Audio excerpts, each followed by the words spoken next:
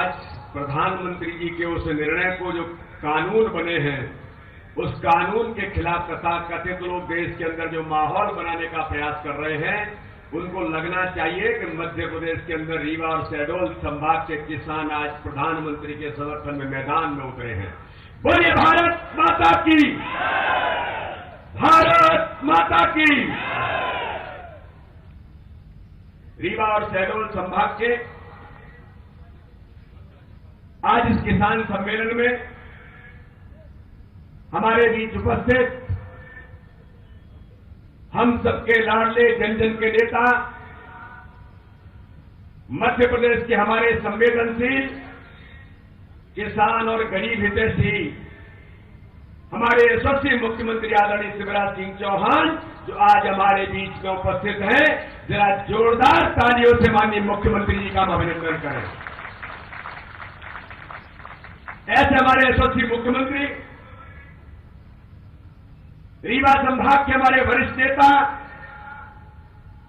मध्य प्रदेश सरकार में कैबिनेट मंत्री रहे, जिन्होंने विकास की धारा को इस रीवा के अंदर एक गति देने का काम किया, ऐसे आदरणीय राजेंद्र शुक्ला जी। मध्य प्रदेश सरकार के हमारे कैबिनेट मंत्री आदरणीय बिसाहूलाल सिंह जी, मध्य प्रदेश सरकार के हमारे राज्य मंत्री आदरणीय रामखिलावन पटेल जी, मेरे साथ प्रदेश के महामंत्री, और इनने भी इतिहास बनाया है। अच्छे अच्छे धुरंधरों को चुनाव हरा करके आज इस मध्य प्रदेश के अंदर हमारे सत्येंद्र तिवारी जी, जो प्रदेश के महामंत्री हैं, रीवा के जिलाध्यक्ष आदरणीय अजय सिंह जी, रीवा के हमारे सांसद, जो लगातार गरीबों के बीच में, और मैं ऐसा मानता हूं कि देश के अंदर सांसदों में जो अपनी छवि बना करके आज रीवा का नाम रोशन कर रहे हैं, ऐसे आदरणीय जनार्दन मिश्रा जी, सतना के हमारे सांसद आदरणीय गणेश सिंह जी, सीधी की सांसद बहनरीति पाठक जी,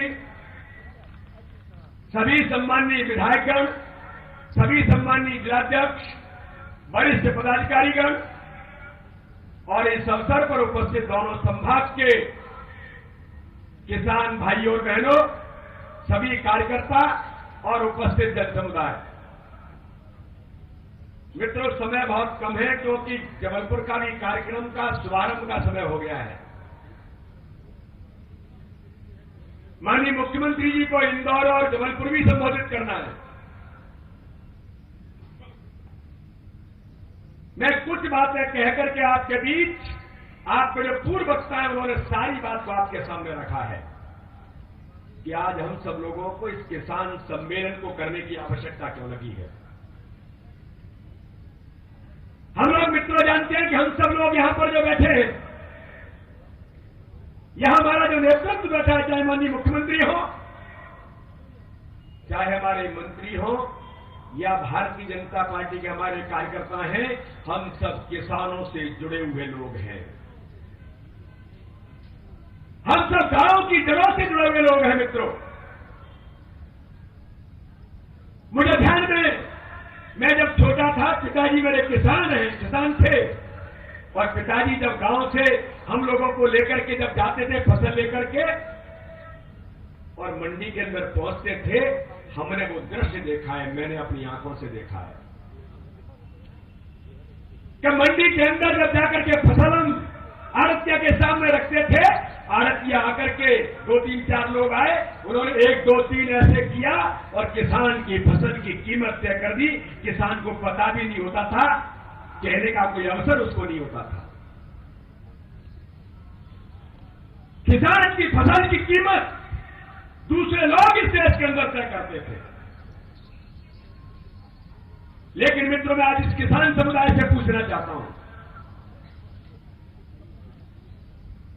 अगर कोई उद्योगपति अपना उद्योग के अंदर प्रोडक्ट बनाता है, तो मित्रों मैं पूछना चाहता हूं, उसकी कीमत कौन तय करता है? उसकी कीमत तय करने का अधिकार उस उद्योगपति को है। वो तय करता है कि मेरा प्रोडक्ट कितनी कीमत में जाएगा। आपकी इच्छा हो तो लो, अगर आपकी इच्छा है तो नहीं लो, लेकिन कीमत मैं तय करूंगा, ये उसका अधिकार है। अरे मैं तो छोटी सी बात करना चाहता हूं मित्रों, एक कोई कारीगर मिट्टी के लकड़ी के कोई खिलौने भी बनाता है तो उस खिलौने की कीमत कोई आकर के लोग तय नहीं करते, उसकी कीमत आकर के तय करता है। वो कहता है जब कोई खिलौना लेने जाता है, मेरा खिलौना 20 रुपए का है, अगर आपकी इच्छा है तो लो। और अगर मेरी मर्जी होती कि 20 की जगह मैं 19 में दे सकता हूं, तो वो जो आर्टिजन, जो हमारा कारीगर है, वो तय करता है कि ठीक है 20 की जगह 19 में ले जाओ। ये उसकी मर्जी होती है, ये उसका मौलिक अधिकार है। लेकिन मित्रों, मैं इस किसान समुदाय से पूछना चाहता हूं, जो कांग्रेस के मित्र तथा कथित वामपंथी जो हमेशा देश के खिलाफ खड़े होते हैं, मोदी जी देश के अंदर कोई भी अच्छा काम करने का प्रयास करते हैं तो वो हमेशा मोदी जी के विरोध में खड़े होकर के कोई न कोई ऐसा काम करने का प्रयास करते हैं कि मोदी जी को कैसे रोका जाए। तो मित्रों, मैं पूछना चाहता हूं, भारत के यशस्वी प्रधानमंत्री नरेंद्र मोदी जी ने तय कर दिया, ये किसान कानून की बात अभी जो वक्ता बोल रहे थे, जो 3 कानून बने हैं, एक्ट बना करके देश के अंदर किसानों को अधिकार देने का काम किया है। देश के यशस्वी प्रधानमंत्री ने तय कर दिया कि अब अपने फसल की कीमत भारत का किसान तय करेगा। वो तय करेगा कि मेरी फसल कितना कीमत में जाएगी। अगर व्यापारी की मर्जी हो तो आपके खरीदना है तो खरीदे, मैं अपनी कीमत, अपनी फसल की कीमत इस देश का किसान स्वयं तय करेगा। मित्रों, मैं पूछना चाहता हूं, क्या किसान का मौलिक अधिकार नहीं है?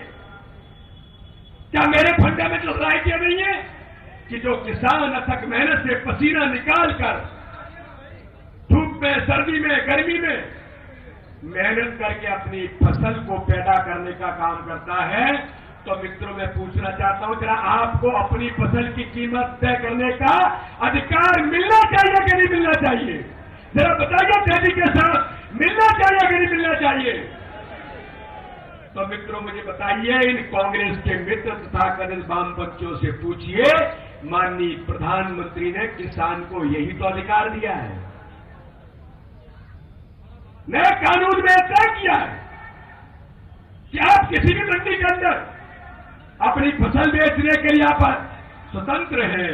आप सरकारी मंडी में जाए, हमको लगता है कि नहीं, हमको एक कीमत बाहर लगी हुई प्राइवेट मंडी है, उसमें हमको ज्यादा कीमत मिल रही है। अगर आपको लगता है किसी किसान को कि मेरे गांव के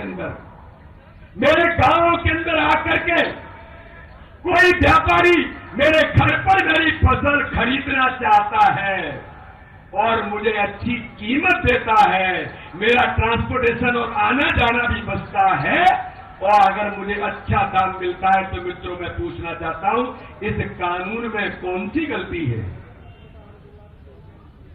इस कानून के अंदर इस देश के किसान को अधिकार दिया माननीय प्रधानमंत्री ने, उसको आजादी दी है। आप देश के किसी भी कोने में जा सकते हैं, आप देश के किसी भी मंडी के अंदर जा सकते हैं। और नहीं तो ये था कि अगर किसी व्यापारी ने बाहर से खरीद लिया तो व्यापारी को रोक लिया जाता था कि मंडी एक्ट का आपने उल्लंघन किया है, मंडी के अंदर आपने जो पैसा देना चाहिए वो नहीं दिया है, टैक्स नहीं दिया है। इन सारी बातों से आजादी इस देश के किसान को देने का काम देश के यशस्वी प्रधानमंत्री नरेंद्र मोदी ने किया है। मित्रों, जब इस प्रकार की आजादी दी और लोग कह रहे हैं कि एमएसपी बंद हो जाएगी,